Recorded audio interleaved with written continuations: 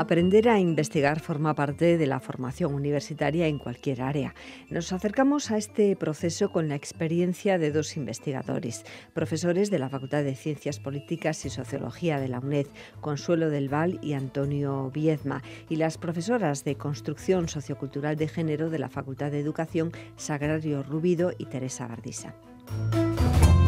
En un programa anterior, el pasado 10 de marzo, nos describieron un trabajo de investigación sobre la situación de las mujeres encarceladas. Las instituciones penitenciarias, los hospitales, la universidad, las Fuerzas Armadas son ejemplos de lo que se conoce como instituciones totales. Teresa Bardisa nos presenta este nuevo espacio en el que se va a abordar otra investigación, en este caso sobre la incorporación de las mujeres a las Fuerzas Armadas. Buenos días. Recordarán ustedes que tuvimos una emisión el mes pasado sobre una investigación muy interesante realizada en instituciones penitenciarias. Pondríamos una segunda emisión acerca de otra investigación que estos mismos autores han realizado. Para ello contamos de nuevo con los profesores Consuelo del Val y Antonio Viedma y la profesora que lleva esta asignatura de Construcción Sociocultural de Género, que es Sagrario Rubido. Bien, la investigación que vamos a abordar trata de qué es esto de las instituciones totales, acerca de las instituciones totales. Por lo tanto, la primera pregunta, para aquellos que nos están escuchando, es que nos respondáis acerca del significado de instituciones totales. Bueno, pues vamos a ver, el concepto de institución total o instituciones cerradas, a veces que se habla, es una idea de Goffman cuando hizo un trabajo, un sociólogo que hizo un trabajo que se titula Internados, y que define, es una institución en la que prácticamente la vida de las personas que están dentro dependen en casi todos los aspectos de la propia institución. O sea, hay que pensar, para tenerlo fácilmente, sí, un hospital, ¿no? Sí. Cuando entras, dejas tu ropa en la puerta de la calle, te ponen una bata, o sea, hay un proceso de pérdida de identidad personal en la que prácticamente tú te desnudas, te pones al servicio de la institución, no al servicio, sino en manos de la institución. En el caso de un hospital puede ser para los cuidados, ellos deciden todo, qué comes, cuándo duermes, cuándo te levantas, dónde vas, qué es lo que hacen contigo. Y con esa idea, que es la misma en el hospital, se puede trasladar en la misma medida, o más incluso, en el caso de las prisiones o de los sistemas penitenciarios, en los contextos de encierro, y también en el ámbito escolar, porque de un modo u otro, una vez que se accede a un instituto, o la vida de las personas que están dentro de ese instituto, los alumnos, pues también depende de la institución. Cuando hablamos de instituciones totales nos referimos a eso, ¿no? A que son instituciones en las que hay una pérdida de identidad y hay pues una identificación con la propia institución prácticamente desde el inicio. ¿Y no es una alienación el estar en una institución así? Sí, claro, prácticamente así porque... es como nos sentimos cuando entras en un hospital o sobre todo, hombre, las prisiones lo que ocurre es que incluso cuando accedes pues hay un proceso en el que hay un chequeo absoluto, te miran si llevas algo, te desnudan, te duchan, o sea, vamos, ya eres número, incluso, bueno, ahora en España no, porque la ropa que puedes utilizar es la tuya, pero bueno, estamos hartos de ver en las películas americanas o en los documentales americanos cómo les dan una ropa diferente, con lo cual lo que se persigue también, bueno, pues como en el ejército, es un proceso de pérdida de identidad y de asunción de la identidad de la propia institución, lo que ellos te proponen. Bien, esa es la idea. Bien, y en este caso, Consuelo, ¿cuál era el objetivo de la investigación? ¿Qué queríais hacer? Bueno, aquí nosotros parece que nos hemos especializado en este tipo de instituciones, ¿no? Entonces, aparte de haber trabajado sobre el sistema educativo en algún momento, bueno, pues hicimos una investigación sobre el ejército, que es, como decía Antonio, un ejemplo claro de institución total. Y en este caso sí que fue también una situación, vivimos una situación muy peculiar. Los miembros del ejército pues pierden esa identidad individual y pasa totalmente, se deja de lado, se deja en casa, y por encima de todo está esa identificación con el colectivo, en este caso con la institución que es el ejército, el servicio de la nación, etcétera, etcétera. Entonces, cuando intentamos ver y analizar también cuál era la situación concreta de la mujer en las Fuerzas Armadas, nos encontramos también con grandes hándicaps. Hay que tener en cuenta que aproximadamente el 13% de los militares son mujeres y que han ido avanzando poquito a poco, han ido ocupando cada vez más puestos y están, por supuesto, tienen la ventaja, entre comillas digo, lo de la ventaja de poder ocupar cualquier puesto de combate directo, etcétera, que en otros ejércitos de otros países esto está un poco más constreñido. Pero cuando intentamos analizar esa situación en concreto, pues nos encontramos con decir, bueno, ¿cómo lo hacemos? ¿Cómo hacemos esto?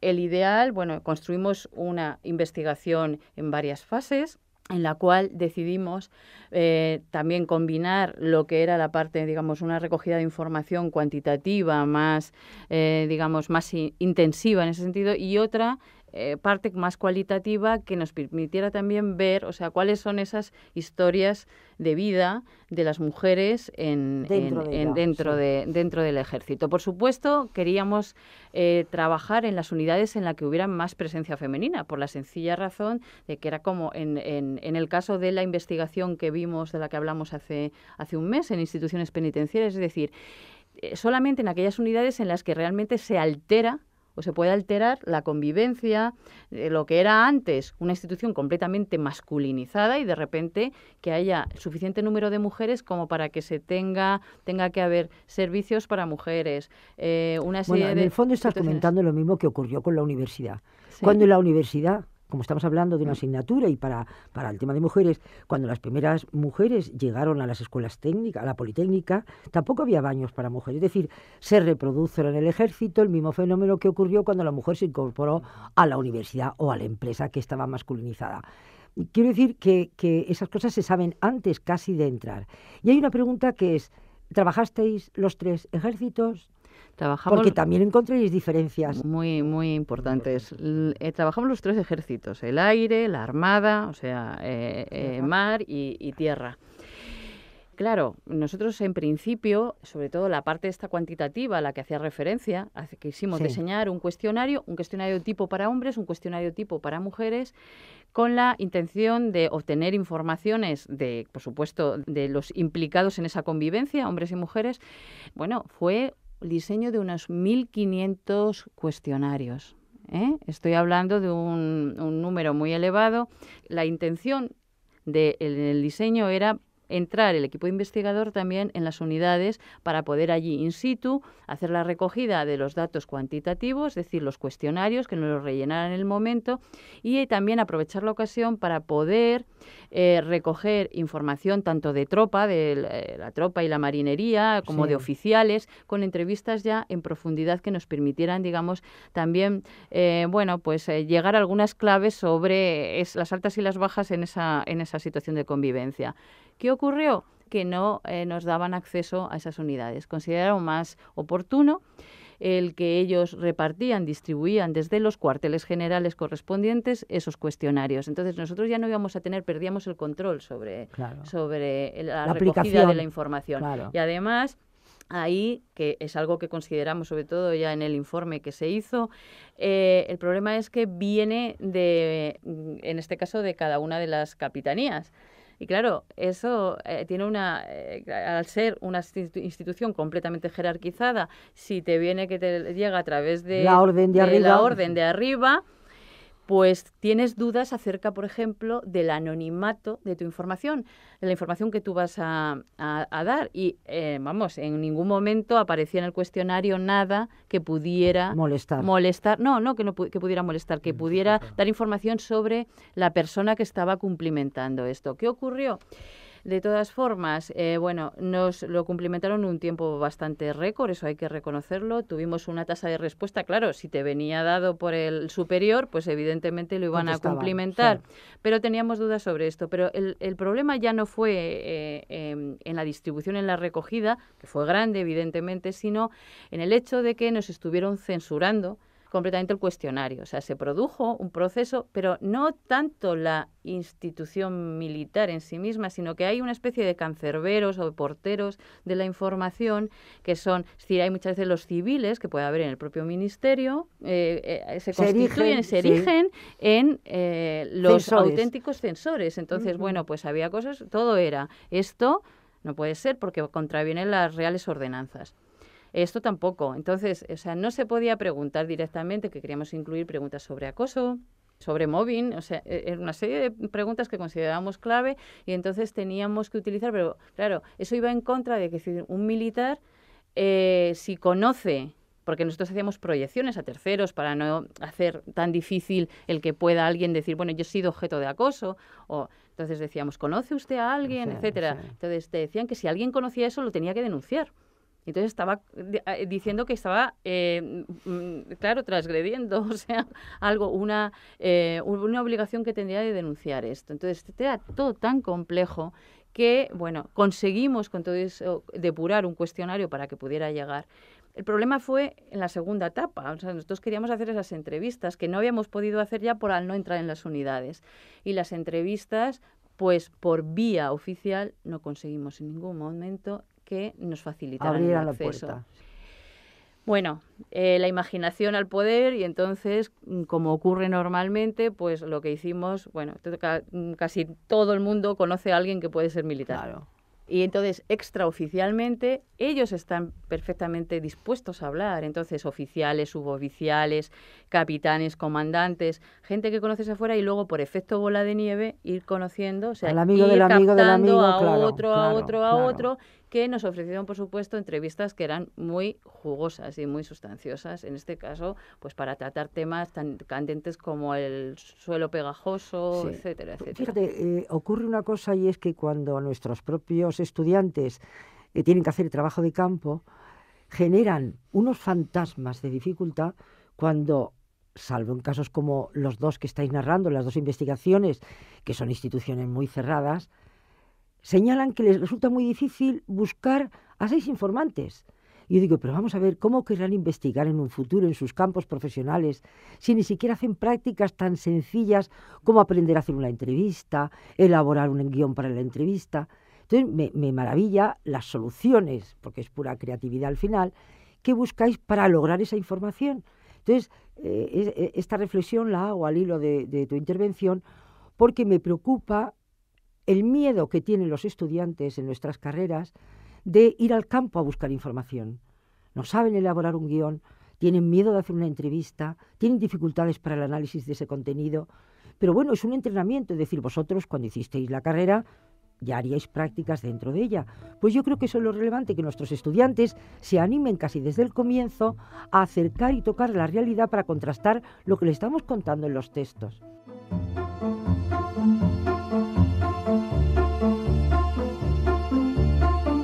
La experiencia de estos investigadores nos permite acercarnos a un proceso complejo que forma parte de la formación universitaria, aprender a investigar. Consuelo del Val y Antonio Viezma son profesores de la Facultad de Ciencias Políticas y Sociología de la UNED, Sagrario Rubido y Teresa Bardisa, profesoras de la Facultad de Educación y equipo docente de Construcción Sociocultural de Género. Perdona la interrupción, pero es que me ha venido muy al pelo para advertir a nuestros estudiantes, ¿verdad, Sagrario?, que se animen desde el comienzo del curso a plantearse el pequeño estudio que nosotros le pedimos. Continúa, perdona. No, yo quería incidir en eso, precisamente. Nosotros también en sociología hacemos eso, incitamos, es que pedimos a los alumnos, obligamos a que hagan esas prácticas, porque es de la única forma en la que vas a ver cuál es todo lo que estás estudiando en los textos, cuáles son los problemas, cómo poder precisamente eso, pues ir por caminos alternativos para conseguir un mismo objetivo. Que esto no quiere decir que a lo mejor no tenga algún problema ese camino alternativo, pero siempre que seas consciente de cuál ha sido el problema y cómo puede de alguna forma a lo mejor influir en esa información que obtienes, pues es lo óptimo. Es decir, hay que intentar siempre buscar pues eso, nuevas imaginativas alternativas, ¿no? Oye, yo te agradezco lo que estás diciendo porque en el fondo lo que nos has venido a decir aquí es que os ha funcionado el boca a boca. Es decir, si yo me muevo con el amigo para que me haga la encuesta o para que me cuente lo que sea y ese amigo al otro, es la red social que estáis utilizando vosotros en este momento para llegar, no es exactamente una red social, pero sí es un movimiento, sí es... Los porteros. ¿No llamáis en sociología más o menos a aquel que busca la entrada para? Bien, en este caso es que no nos queda más remedio. Ya. O sea, es una metodología, es una estrategia de búsqueda de informantes final. O sea, es que ya no nos queda más remedio. Lo lógico hubiese sido pues haber conseguido el acceso, que nos hubiesen dejado, hubiésemos hecho una estructura muestral, que era lo que nosotros pretendíamos, y haber partido de ahí. Claro, cuando no te dejan hacer eso, es que no te queda más remedio que buscar. El efecto bola de nieve está bien, porque te permite solucionarlo, Sí, sí. pero también te introduce algunos sesgos que hay que tenerlos en cuenta. Es un poco lo que ha planteado Consuelo. Hombre, como te dirían que no es científico Claro. lo que habéis hecho, no mantiene el Bueno, rigor. el problema de la cientificidad o no también depende de cómo se produzca la información, también de lo al tanto que estés o de lo preocupado que estés porque esa información se haga de manera adecuada, o sea, que se respeten determinadas normas. Bueno, es obvio que la muestra la tiene sesgada porque se conoce uno al otro, etcétera, ¿no? Pero bueno, también se pueden buscar estrategias Neutralizar, para compensar. Sí, claro. sí, sí. Nosotros teníamos Claro. miedo, en principio, en el diseño original, cuando tuvimos que modificar para que fueran los cuarteles generales los que nos pusieran en contacto Sí, con potenciales sí. informantes, pues decíamos, hombre, puede ser que sea gente muy aquiescente, muy identificada con la institución, que va a decir todo algo que sea políticamente correcto. Ese era nuestro temor. ¿Qué ocurre? Pues pasa como muchas veces cuando entras en la institución penitenciaria, a la que hacíamos referencia el otro día. Si te dicen con qué personas vas a poder hablar de los internos, sí. pues también puedes pensar que a lo mejor son personas que Afines, están sumisos, afines al van a hablar equipo bien, directivo, claro, etcétera, claro, etcétera. claro, Entonces, en sí. este caso, hombre, guardamos, claro, unos criterios aunque fueran básicos, es decir, aunque era el efecto bola de nieve, pero decíamos, queremos a gente de tropa o gente que son oficiales, suboficiales, que sean de la Armada, que sean del aire, que sean del Ejército de Tierra. Entonces, eso sí que, esas eran los mínimos criterios que teníamos. Lo único que utilizábamos, pues eso, lo que tú hablabas, que era las redes, es decir, conocer a alguien y este a su vez conoce a otro, aunque viva en Pontevedra, lo que sea, pero exactamente era ese efecto. Bueno, y también está la precaución de si está saturado un grupo que teníais previsto, buscar estrategias para llegar al otro grupo que también era necesario. Hombre, yo creo que en estas cosas, por eso insistimos con nuestros estudiantes, hay que tener ciertas precauciones para que uno incluso esté tranquilo respecto a lo que está sacando de información y pueda hacer un análisis más o menos aproximado. El dejarlo todo al albur y que entrevisto a mi primo, a mi hermano y tal, pues mire usted mismo lo está haciendo mal. Reconozca que con eso no va a aprender. Va a aprender cuando se enfrente a una entrevista con alguien desconocido, buscando la empatía, habiendo hecho un buen guión previo. Y esos son los recursos que les digo dentro de lo que hacemos nosotras en la guía del curso. Pero bueno, siempre pueden ocurrir que pretendan que nos están engañando y en el fondo es un engaño para sí mismo, porque aquello que pretendemos, que es hacer que se usted al campo, que le cuenten realmente cosas interesantes, si no lo consigue y está entrevistando a su primo, pues ¿qué le vamos a hacer? ¿No? En el futuro tendrá más dificultades. Efectivamente. Bien, yo diría también una cosa, perdona, Teresa. sí. A la hora de, si lo aplicamos ya, si quieres, a lo que es la asignatura nuestra, Sí. En esa pequeña investigación que les pedimos en un trabajo, que sobre todo las primeras preguntas las revisen mucho y las piensen mucho. Si hacen una pregunta cerrada, se acabó la encuesta, porque sí o no, y ya está. Todavía, si es afirmativo, podemos sacar algo, pero como digan que no, se han cerrado totalmente. Sí. Entonces, eso es lo que yo he visto, que no es que pase con mucha frecuencia, pero sí pasa de vez en cuando.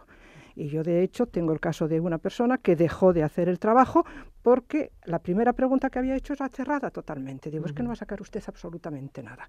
Abramos un poquito, veamos qué queremos ¿Y cómo podemos lograr? Porque como muy bien decía antes Consuelo, pues cuando se te cierran las puertas, tú lo que intentas es decir, ahora por amor propio las voy a abrir, porque yo quiero saber esto, esto y esto y esto. Y eso les pasa a ellos, que son investigadores, nos pasa a nosotros como docentes y les pasan a los alumnos como alumnos, porque tienen que ir aprendiendo, si no es ninguna cosa. No, es que no es una técnica fácil hacer una buena entrevista, es verdad, porque depende mucho del guión y depende también de con quién te estás enfrentando y cómo empiezas sutilmente con primero un acercamiento en un sitio y en un contexto que facilite y después formular una fase de calentamiento antes de hacer preguntas que son claves y no preguntar la pregunta 7 porque sí que te la acaban de contestar en la 3. O sea, son esas estrategias que solo la experiencia te la da. Por eso hay que entrenar y en estas carreras nuestras, que tienen un carácter social, es importante que los estudiantes aprendan diversas técnicas de recogida de información.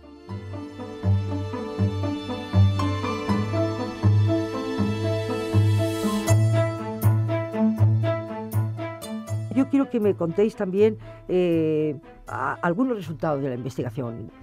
Bueno, sobre esto, antes has hecho, no te he contestado, que has dicho las diferencias entre los 3 ejércitos. Claro, por ejemplo. porque no me lo contestas, bueno, porque no he insistido.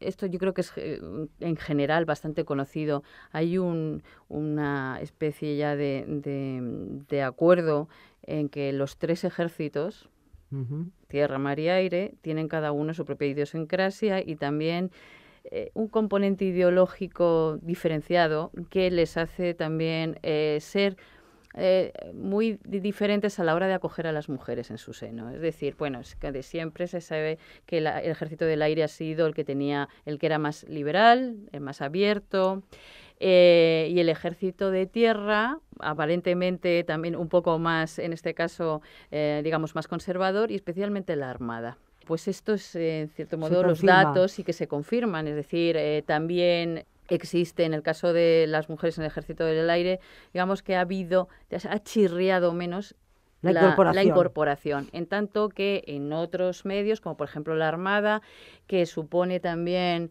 destinos durante mucho tiempo en el mar, bueno, pues misiones que tienen que estar durante meses incluso. Eso se complica y en el ejército de tierra también son muy conservadores en este sentido y se han producido, digamos, más desajustes. Pero en líneas generales, y ya no tanto en las diferencias, lo que decir es que la mujer, bueno, hay muy pocas que hayan llegado, no hay ningún general, grado, sí. O sea, no hay ninguna mujer general. Entonces, aquí sí que hay algo que se produce, es decir, en las evaluaciones que se hace, digamos, de la carrera militar para promocionar, también existen lobbies, que son los lobbies que están copados por hombres y que en muchas ocasiones hay un cierto paternalismo con el caso de mujeres que van intentando poco a poco promocionar, pero por otro lado también existe un sistema de cooptación que es más favorable en líneas generales a seleccionar a varones para la promoción que a mujeres. Esto no quiere decir, ellos por supuesto siempre te van a decir que existen unos criterios, unos baremos que son absolutamente neutrales sí. Y tal. Pero esto ya no es el paso de los años, porque siempre se dice, no, con los años llegarán. Pero ha pasado ya muchos años, desde los años 80, y todavía estamos esperando a que haya mujeres generales.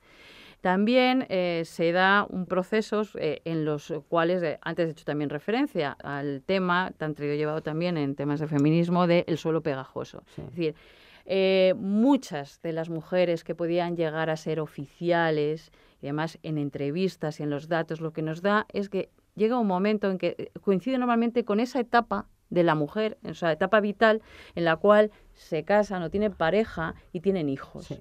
Entonces prefieren en muchos casos quedarse teniendo habiendo llegado a ser sargento o suboficial y no promocionar con tal de que puedan quedarse en un sitio fijo y que no tengan que sufrir pues la eterna vida del militar, que es de destino en destino.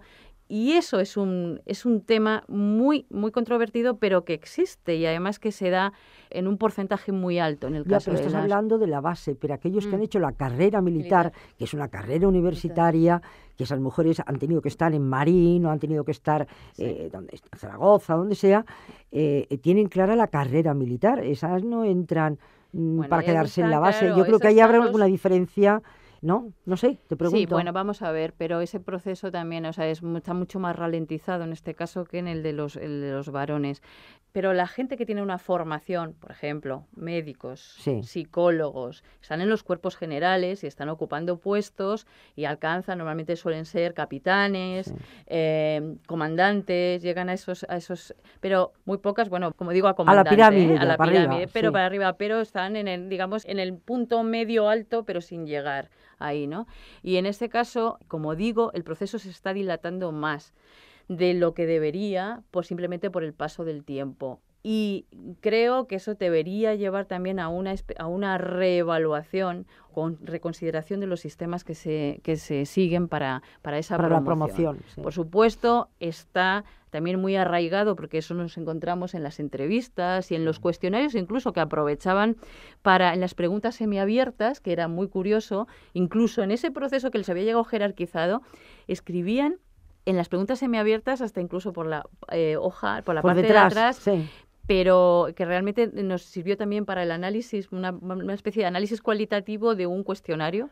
Vamos a ver, una duda que tengo es, ¿los criterios de promoción son idénticos? ¿Hay alguna reticencia respecto a que son diferentes entre los hombres y las mujeres? Sobre todo en aquellas que hemos señalado que son universitarias. Bueno, hay un debate intenso dentro de la propia institución militar sobre esto, porque las propias mujeres, tanto no en la promoción, sino hasta incluso en el acceso, exigen un mismo tratamiento. Es decir, que las pruebas físicas, que los baremos que se aplican para superar esas pruebas físicas, y psicotécnicas, además sean exactamente las mismas, ¿no? Entonces, los hombres lo que interpretan es que las mujeres tienen, esto existe en las pruebas, sí que existe un requisito, más rebajado en determinadas pruebas físicas para las mujeres que para los varones. Claro. O sea, hay una cuestión de fuerza física, etcétera. Pero ellas, en un intento siempre de superar todo tipo de adversidades, lo que exigen es que se les apliquen los mismos criterios para que después el trato que tengan con sus compañeros sean iguales. Bien, yo creo que hay 2 o 3 objetivos cumplidos en las 2 últimas emisiones. Por una parte, que los estudiantes y las estudiantes pierdan el miedo a investigar. Es verdad que los primeros estudios que hagan pues van a tener ciertas dificultades, pero es que yo creo que se darán cuenta de que cuando ya son investigadores principales, son senior y tienen gran experiencia, también encuentran muchas dificultades. Investigar no es algo sencillo. Pero si yo os preguntara a los dos, ¿os encanta investigar? No río, lo digo en serio. Claro, lógicamente. Lógicamente, por eso seguimos. Claro, ¿por qué? Pero claro, para llegar a eso es como vida. cuando a un cirujano le preguntas qué tal esa operación complejísima. Y dirá, pues claro. Ha sido muy difícil, pero estoy encantado. Pues esto es lo mismo, las primeras van a salir con muchas dificultades y deficiencias, incluso metodológicas, pero yo creo que es un entrenamiento muy importante para los estudiantes de las facultades, tanto de políticas y sociología como de educación. Así es que y yo creo que despido a estos invitados de lujo que hemos tenido hoy, que son Consuelo del Val y Antonio Viedma, con una larga trayectoria en estudios bien complejos. Muchas gracias, Sagrario. Espero que nos sea útil para nuestros estudiantes estas investigaciones. Eso espero, porque además los han detallado muy bien. Sí. Es decir, han ido pasito a pasito, que es lo que hay que hacer cuando uno plantea unos objetivos en una determinada investigación. Muy bien, pues buenos días y hasta una próxima emisión. Muchas gracias.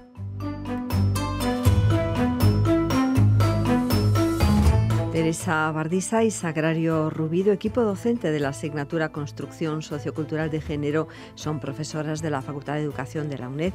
Consuelo del Val y Antonio Viedma, profesores de la Facultad de Ciencias Políticas y Sociología.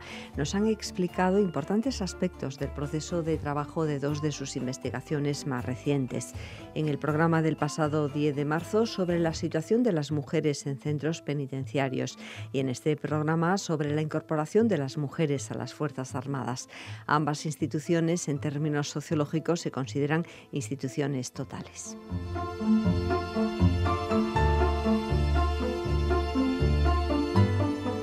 En canaluned.com mantenemos un archivo abierto con los programas ya emitidos y enlaces de interés sobre los temas propuestos. Sin distancias, un programa de la UNED en Radio 3. Y cuando quieras en canaluned.com y en YouTube, UNED Radio.